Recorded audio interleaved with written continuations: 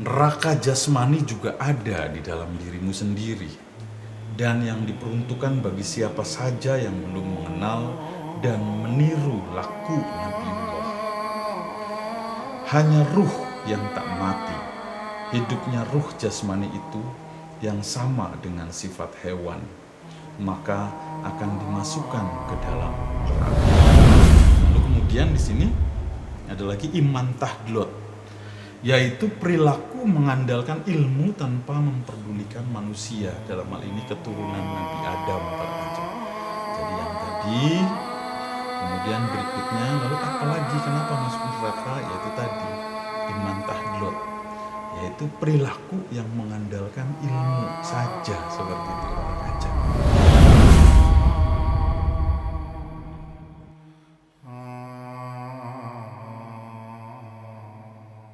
Para kancah misteri Timur Bumi, kita akan kembali melakukan pendalaman seorang wali tanah Jawa, yaitu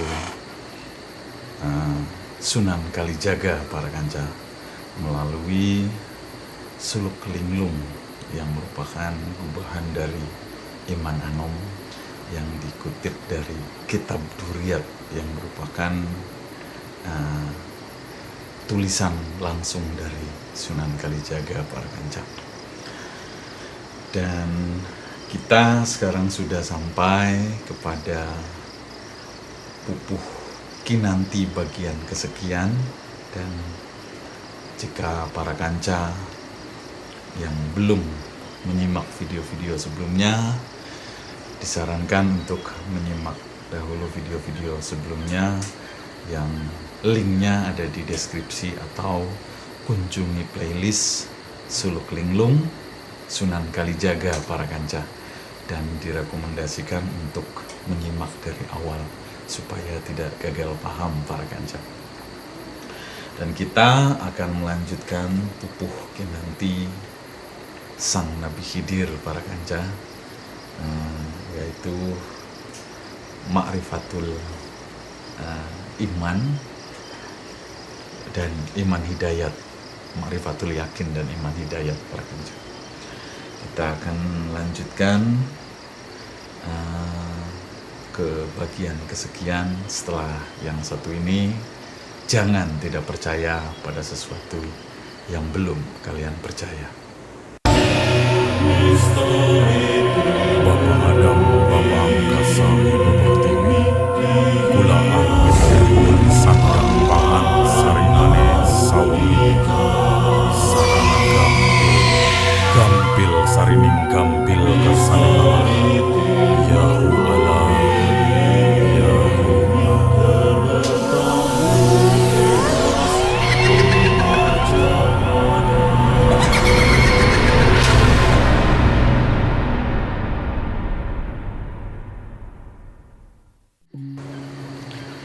Kita akan baca sedikit di video yang sudah terdapat di video sebelumnya, yang merupakan teks asli dari pupuh kinanti ini para kancah.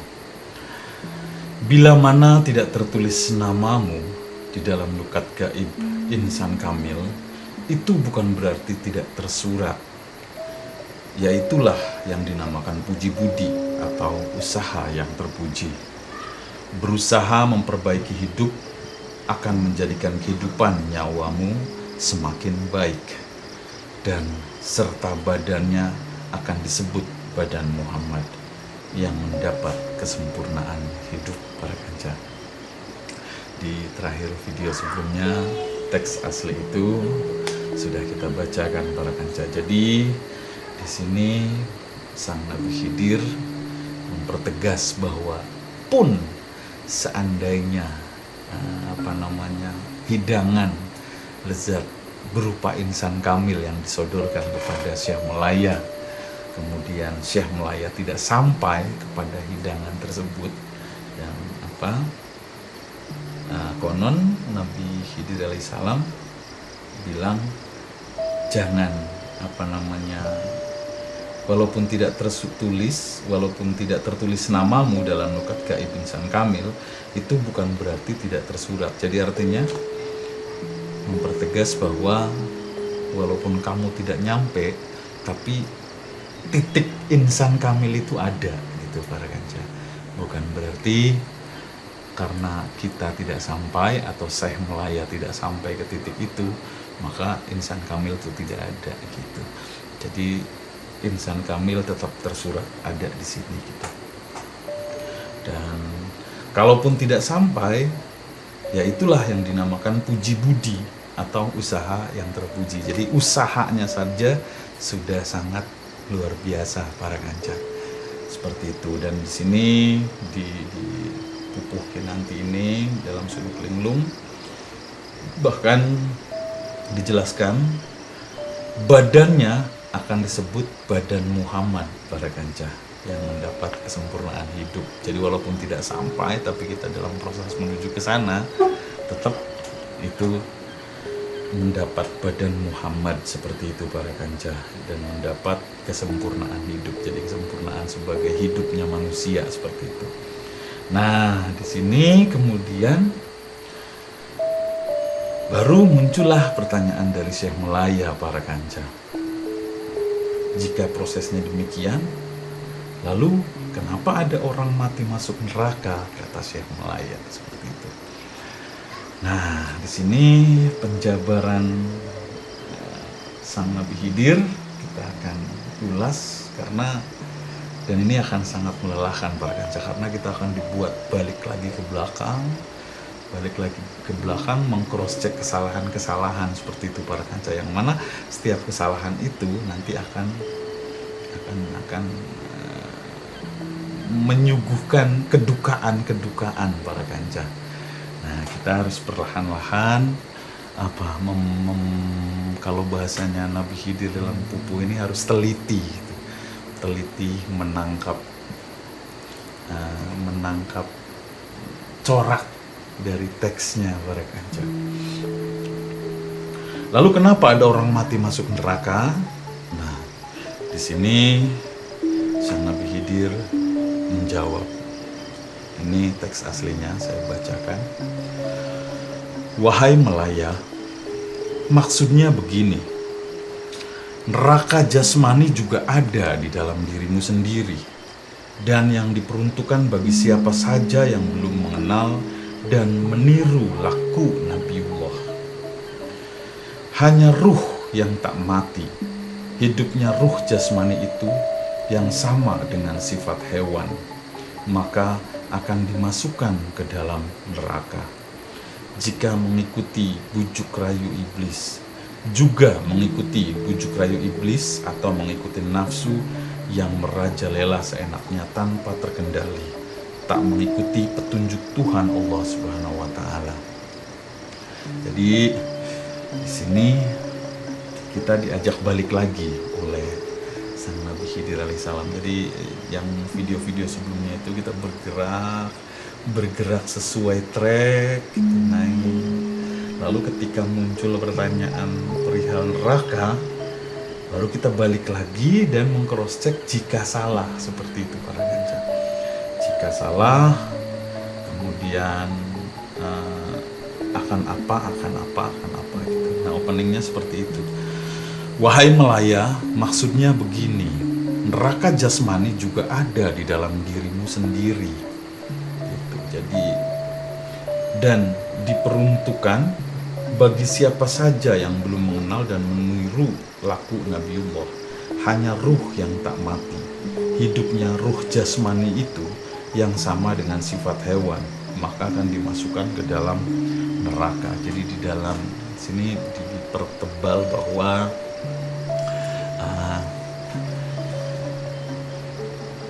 di jasmani pun ada ruh, seperti itu para kanca. Jadi ruh jasmani gitu, dan itu tidak ada ubahnya dengan hewan. Dan jika tidak meniru laku Nabiullah, maka ruh jasmani itu ya akan sesuai sesuai kodratnya, yaitu seperti hewani, seperti itu Pak Ranca di dalam Pupuh Kinanti ini gitu. Yang sama dengan sifat hewan, maka dimasukkan ke dalam neraka. Jadi artinya melalui sebuah proses agar untuk kemudian patuh terhadap ruh. Kalau dalam pupuk kinanti itu ruh idofi para kanca. Karena ruhiyah jasmani pun tidak mati gitu di sini. Hanya ruh yang tak mati. Hidupnya ruh jasmani itu yang sama dengan sifat hewan. Maka akan dimasukkan ke dalam neraka.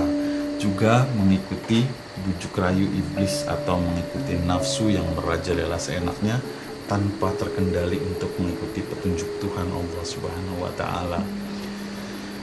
Ya, proses-proses pengabdian terhadap ruh jasmani itu nantinya akan mengalami proses neraka seperti itu para kanca. Mengalami proses, ya diproses gitu.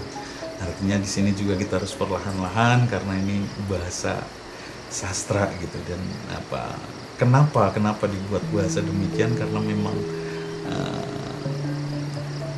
sangat-sangat ini para kanca, sangat-sangat lubang-lubangnya itu sangat-sangat kecil, sangat-sangat tipis-tipis gitu para kanca. Jadi lorong-lorongnya itu tipis-tipis, harus hati-hati. Jika terlalu lugas, maka besar kemungkinan akan salah juga seperti itu para kanca. Makanya benar-benar dibutuhkan ketelitian yang selalu dikatakan oleh Nabi Khidir alaihissalam terhadap Syekh Mulaya itu para kanca. Nah, di dalam ruh jasmani itu kodratnya adalah sifat hewan gitu. Makanya di sana butuh diproses seperti itu para kanca. Dan ruh jasmani itu kalau dalam ayat Al-Quran itu melalui tingkat demi tingkat para kanca, melalui tingkat demi tingkat gitu. Nanti akan ditampilkan juga ayatnya. Tingkat demi tingkat inilah yang akan membuat itu di ujungnya itu mengikuti petunjuk Tuhan Allah Subhanahu wa taala gitu. Jadi tidak merajalela, kalau bahasa di sini mengikuti hawa nafsu yang merajalela seenaknya tanpa terkendali. Karena di titik itu, di titik ruh jasmaniah itu titik yang luas bebas para kanca. Titik yang luas bebas. Dan kalau sekarang yang lagi tren itu pertanyaan abad pertengahan, tapi sekarang tren itu jadi antara takdir dan free will ya, antara kebebasan atau sesemuanya sudah ditakdirkan, itu menjadi ramai lagi saat ini gitu. Dan di sini sebetulnya diperjelas bahwa di ranah ruhiyah itu penuh dengan kebebasan para kanca. Akan tetapi di sana disediakan cahaya gitu. Tapi di sana ada cahaya. Nah, ketika di ranah kebebasan ini tidak mengikuti cahaya, ya maka akan terus merasakan ketersiksaan itu, karena tidak bisa lepas dari badan yang dihinggapinya gitu, dihidupinya seperti itu para kanca. Nah, kemudian di sini ada satu kosakata baru lagi, yaitu iman tahdlot. Jadi yang tadi udah perihal ruhiyah yang hewani yang ada di dalam diri. Jadi ruh itulah yang nantinya merasakan ketersiksaan gitu para kanca. Nah, ketersiksaan terhadap keliarannya, kemudian terhadap bujuk rayu iblis. Dalam hal ini di pupuk kinanti ini ada kosakata iblis, kemudian mengikuti nafsu yang merajalela seenaknya gitu. Nah, lalu kemudian di sini ada lagi iman tahdlot, yaitu perilaku mengandalkan ilmu tanpa memperdulikan manusia, dalam hal ini keturunan Nabi Adam para kanca. Jadi yang tadi, kemudian berikutnya, lalu apalagi kenapa masuk neraka, yaitu tadi iman tahdlot, yaitu perilaku yang mengandalkan ilmu saja seperti itu para kanca. Perilaku iman tahdlot itu adalah perilaku yang mengandalkan ilmu saja, jadi ilmu yakin gitu para kanca. Jadi itu belum berhenti di sana. Jadi meskipun ilmunya sudah tinggi, udah tahu ini itu, tapi ketiga tanpa mempedulikan manusia sekelilingnya, dalam hal ini keturunan Nabi Adam, itu disebut iman tahdlot para kaca. Nah, selanjutnya kita akan bacakan teks aslinya juga. Ketahuilah bahwa umat manusia itu termasuk badan jasmanimu. Pengetahuan tanpa guru itu ibarat orang menyembah tanpa mengetahui yang disembah. Jadi lagi-lagi saat itu Syekh Melaya berada di ranah batiniah para kanca, di ranah di dalam batinnya sang Nabi Khidir. Makanya di sini dijelaskan, ketahuilah bahwa umat manusia itu termasuk badan jasmanimu. Jadi bukan hanya perihal batiniah saja gitu para kanca. Jadi nah ilmu itu adanya di ranah batiniah seperti itu para kanca. Nah, sementara di sini ketahuilah bahwa umat manusia itu termasuk badan jasmanimu seperti itu. Pengetahuan tanpa guru itu ibarat orang yang menyembah tanpa mengetahui yang disembah. Jadi artinya di sini karena Syekh Melaya itu manusia, maka sumber pengetahuannya gitu. Sumber pengetahuannya itu ya dari manusia juga seperti itu para kanca. Jadi pengetahuan itu ya gurunya itu ya dari manusia juga seperti itu para kanca. Nah, jika tidak itu ibarat menyembah tanpa mengetahui yang disembah gitu. Ya misalnya ini contoh kasusnya, misalnya kita habis baca buku misalnya gitu para kanca ya.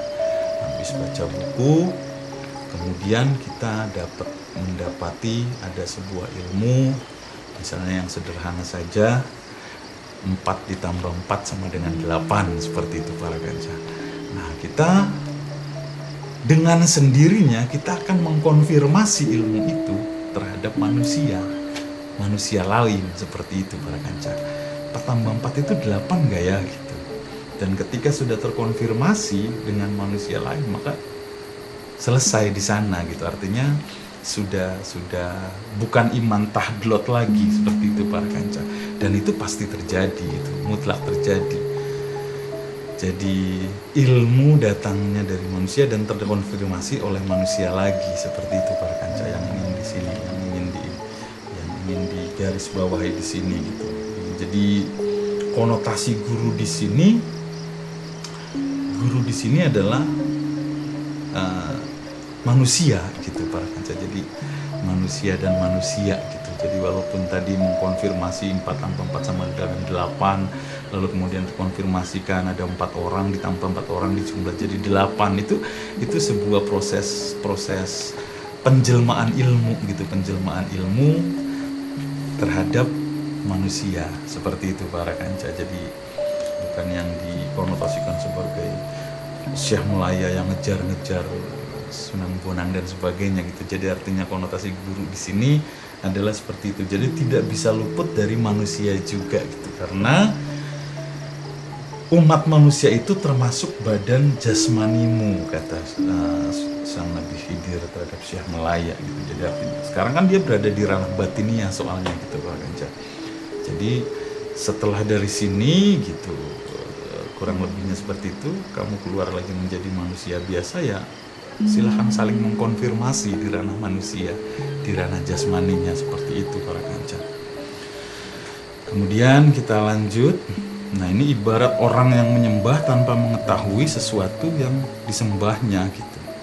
Ya, kalau di ranah ilmu kan tidak ada objeknya gitu para kanca. Tidak ada objeknya gitu. Ya objeknya manusia gitu. Jadi kan sama seperti menyembah tapi sesuatunya nggak ada gitu. Maksudnya tidak mengetahui apa yang dia sembah gitu. 4 tambah 4 8, 4 itu 4 apa sih 4 gitu. Kemudian ditambahkan sama 4 lagi sama dengan 8 itu apa gitu. Nggak ada objeknya di sana seperti itu para kanca. Kemudian kita lanjutkan, dapat menjadi kafir tanpa diketahui karena yang disembah kayu dan batu, tidak mengerti apa hukumnya. Itulah kafir yang bakal masuk neraka jahanam. Adapun yang dimaksudkan dengan ruh idofi adalah sesuatu yang kelak tetap kekal sampai akhir nanti kiamat dan tetap berbentuk ruh yang berasal dari ruh Allah. Seperti itu. Jadi kalau misalnya alat konfirmasinya bukan manusia di sini, gitu, itu seperti menyembah kayu dan batu, seperti itu para kanca. Jadi mati dalam konteksnya manusia, gitu. Ruh dan kayu dan batu itu kan dalam perspektif manusia itu mati gitu. Tapi kita nggak tahu, barangkali kalau dalam perspektif batu dan kayunya itu mereka pun hidup. Tapi konteksnya kayu dan batu. Tapi dalam sisi manusia, kayu dan batu itu yang mati, seperti itu para kanca. Jadi dapat menjadi kafir gitu tanpa diketahui. Jadi perlahan-lahan kita tiba-tiba menjadi kafir tanpa kita sadari gitu. Karena yang disembah itu kayu dan batu. Dalam konteksnya yang paragraf sebelumnya itu adalah berhenti di ranah ilmu, seperti itu para kanca. Berhenti di ranah ilmu gitu. Dan itu tadi namanya iman tahlot, perilaku mengandalkan ilmu tanpa mempedulikan manusia. Jadi tidak menjadikan manusia sebagai alat konfirmasinya, seperti itu para kanca. Oke, kita lanjutkan perlahan-lahan. Adapun yang dimaksudkan ruh idofi itu adalah sesuatu yang kelak tetap kekal sampai akhir nanti kiamat dan tetap berbentuk ruh yang berasal dari ruh Allah. Nah, di dalam manusia itu, di pupuk kinanti ini dipertebal sama sang Nabi Khidir bahwa di dalam manusia itu yaitu ada roh idofi itu yang merupakan jauhar awal seperti di video sebelumnya itu para kanca. Nah, ruh idofi itu adalah yang akan kekal gitu. Akan kekal sampai akhir nanti kiamat dan tetap berbentuk ruh yang berasal dari ruh Allah gitu. Nah, ketika kita enggak ke sana, nah sementara si ruh idofi itu adanya di manusia gitu. Seperti itu para kanca, adanya di manusia. Jadi enggak di mana-mana. Jadi alat konfirmasinya, alat kita belajarnya, alat kita menuntut ilmunya itu ya di manusia, seperti itu para kanca. Dan itu akan tetap kekal sampai akhir nanti kiamat dan tetap berbentuk ruh yang berasal dari ruh Allah, seperti itu para kanca. Kita akan lanjutkan kembali perlahan-lahan para kanca, karena ini akan sangat melelahkan ini perihal neraka ini. Dan kita jangan berharap ada jawaban gamblang di sini para kanca, karena memang halus, sangat halus seperti itu para kanca. Kita perlahan-lahan dan teliti gitu, kita harus teliti. Kita lanjutkan. Yang dimaksud dengan cahaya adalah yang memancarkan terang serta tidak berwarna, yang senantiasa menerangi hati, penuh kewaspadaan, yang selalu mawas diri atau introspeksi, mencari kekurangan diri sendiri, serta mempersiapkan akhir kematian nanti. Merasa sebagai anak Adam yang harus mempertanggungjawabkan segala perbuatan. Ruh idofi sudah ada sebelum kau tercipta. Nah, ini mulai menggiring lagi. Tadi kan mengungkapkan fakta gitu para kanca. Yang tadi mengungkapkan fakta, kemudian di paragraf ini mulai menggiring lagi, menarik kita, menarik Syekh Melaya dalam konteksnya pupuk kinanti ini, menggiring lagi bahwa poinnya itu ikuti cahaya, seperti itu para kanca. Ikuti cahaya, kemudian mawas diri, kemudian dan selalu berkesadaran mempersiapkan diri, seperti itu untuk kematian nanti. Meskipun kita tidak tahu di depan ada apa, tapi kesadaran akan itu sudah mengikuti cahaya, seperti itu para kanca.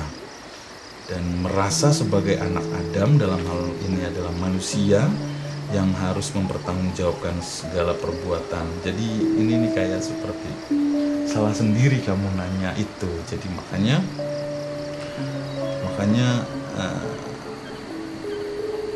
agak menyakitkan gitu, ungkapan di sini agak menyakitkan setelah tadi menariknya sangat indah ketika Syekh Melaya nyelonong dengan pertanyaan tadi, kenapa ada orang mati masuk neraka. Makanya ini sangat menyakitkan, dari mendengarnya saja sangat menyakitkan gitu para kanca. Dan memang ini yang akan segini sangat hati-hati gitu. Kelihatan banget bahwa sang Nabi Khidir itu sangat hati-hati supaya tidak ini gitu. Tapi tetap merasakan. Kita baca lagi. Yang dimaksud dengan cahaya adalah yang memancarkan terang serta tidak berwarna, yang senantiasa menerangi hati penuh kewaspadaan, yang selalu mawas diri atau introspeksi, mencari kekurangan diri sendiri, serta mempersiapkan akhir kematian nanti. Merasa sebagai anak Adam yang harus mempertanggungjawabkan segala perbuatan. Ruh idlofi sudah ada sebelum kau tercipta. Jadi hal ini sebelumnya tidak diungkapkan gitu para kanca. Dalam proses di video-video sebelumnya itu tidak diungkapkan gitu, kayak apa namanya, mempersiapkan kematian. Sebelumnya itu menyuguhkan kelezatan ilmu gitu para kanca. Kelezatan aku sebagai subjek, kemudian ada nukat gaib, kelezatan ilmu yang seperti membuat Syekh Melaya tuh lari mengejar itu gitu. Nah, ini ketika terlontar pertanyaan ini, makanya dengan berat hati ya ini gitu kalau gamblang, hey, ada yang akan kamu pertanggungjawabkan loh nantinya gitu, karena kamu nantinya akan mati anu, dan itu dari kabarnya saja itu sudah menyakitkan gitu para kanca. Dan itu setidaknya sudah menyulutkan aroma nerakanya di sana gitu para kanca. Dari narasi ini aja udah merasakan ada aroma nerakanya di sana gitu para kanca. Kita lanjut. Sirik itu dapat terjadi tergantung saat menerima sesuatu yang ada. Itulah yang disebut johar ning atau wening. Keenamnya johar awal. Jauhar awal adalah mutiara, ibaratnya mutiara yang indah, penghias raga agar nampak menarik. Mutiara akan tampak indah menawan. Jadi udah tadi perihal kewaspadaan gitu. Kalau kewaspadaan meleset, kamu akan ada kesakitan, ada kedukaan di sana. Itu neraka seperti itu Pak Kanca. Dan ketika tidak bisa mempertanggungjawabkan, maka akan ada kesakitan di sana, akan ada kedukaan di sana gitu. Dan base-nya ruh idrofi tadi. Nah ini habis itu yang mutiara tadi johar awal gitu. Dan ketika meleset maka sirik gitu para kanca. Sirik itu dapat terjadi gitu. Jadi sirik pun akan menimbulkan kedukaan gitu. Meleset ya, kalau hari-hari gitu, kalau bahasa hari-hari itu ketika kita kalau sering digunakan mistikus itu peribahasa ketika orang bodoh membeli emas gitu para kanca. Dan ketika yang dikasihnya itu perunggu dengan harga yang sama dengan emas, Bekasi, orang bodoh itu akan mengambil perunggu itu dan dianggapnya sebagai emas seperti itu. Dan itu akan mendapati kedukaan para kanca, akan mendapati kesakitan seperti itu para kanca. Dan itu di sini di Pupuki nanti itu, nah sirik itu dapat terjadi, kita akan meleset dari sasaran gitu. Dan itu kedukaan, dan itu sakit. Kalau dalam Buddhisme itu duka gitu para kanca.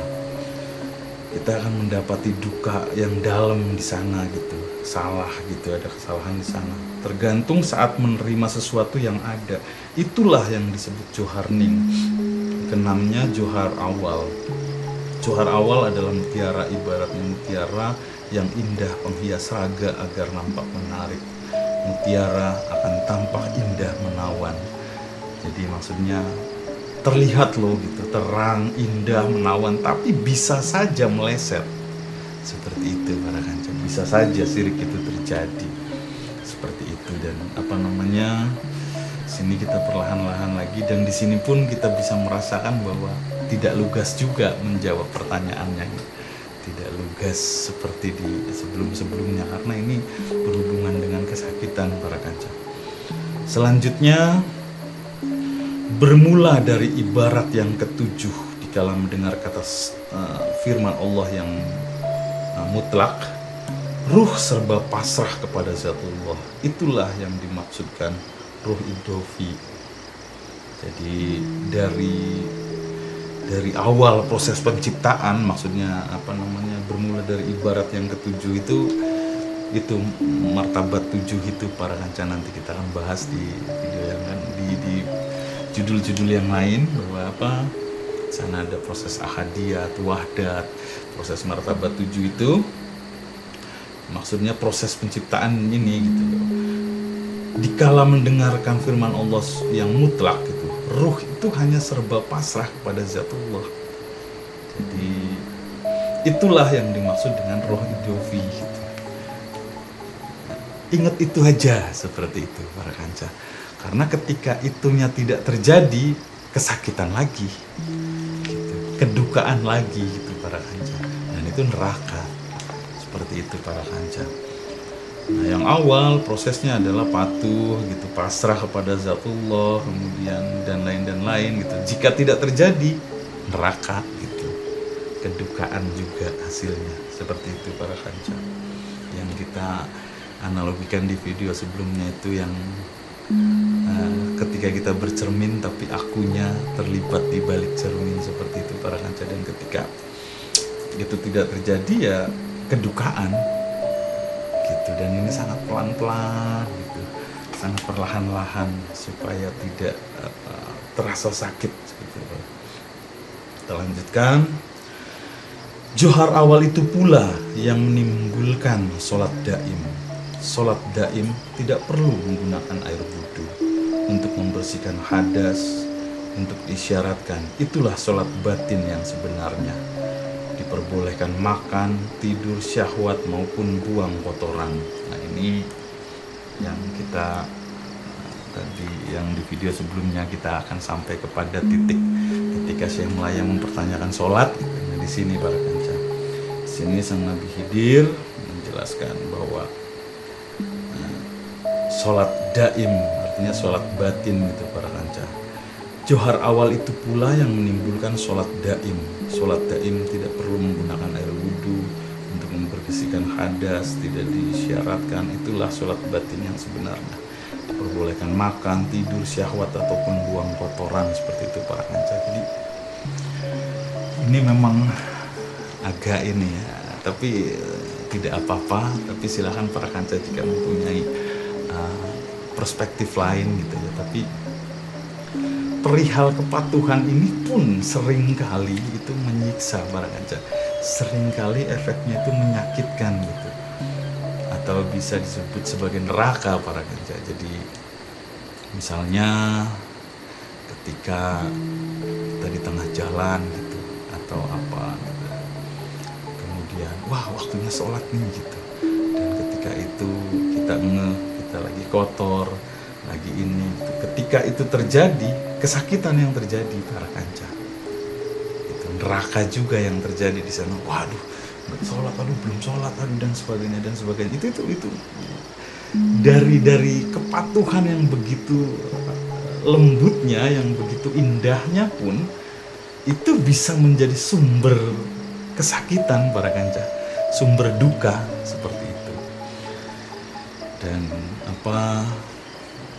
berarti kita di sana mengalami neraka jasmaniah gitu, yang seperti tadi itu neraka jasmaniah. Nah, di sini seperti disodorkan ada sholat daim gitu para kanca. Nanti kita ini nanti kita perjelas rinci lagi di dalam pupuh kinanti suluk linglung ini para kanca. Johar awal itu pula yang menimbulkan sholat daim. Jadi johar awal itu yang bisa melakukan sholat daim. Nggak usah menyakiti diri. Kalau bahasa di ayat tuh menzolimi diri, nggak usah menzolimi diri gitu.